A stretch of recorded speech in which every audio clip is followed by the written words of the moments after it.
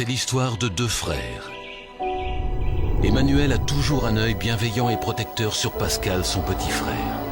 Il lui raconte les couleurs du monde et le sourire des gens. Prévenant, il lui montre les dangers de la vie et la façon de s'en protéger. Mais Pascal étouffe. Courir sans contrainte, choisir sans pression, vivre sans limite. Il décide de jouer avec ses propres règles et même jouer avec le feu. Loin de leur père et de son frère, il saisit une allumette qui va embraser la cheminée. Le feu prend vie et crépite. Des étoiles brillent dans les yeux de Pascal. Des étincelles s'échappent. Très vite, le feu gagne. Le feu prend la vie. Stupeur, panique, hurlements. Emmanuel surgit, tente de sauver son frère des flammes. Emmanuel agonise. Aucun espoir pour lui.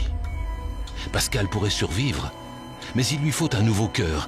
Et le père prend la terrible décision. Pascal ne pourra vivre qu'avec le cœur transplanté d'Emmanuel.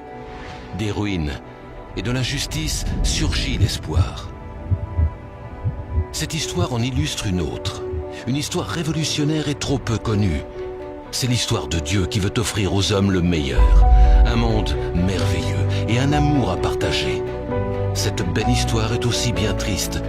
Nous préférons construire notre histoire plutôt que d'entrer dans celle de Dieu. Mais en refusant la vie, nous ne recevons que le feu de la mort. Et si nous revenions à cet Emmanuel qui, par amour, est prêt à donner son cœur et sa vie?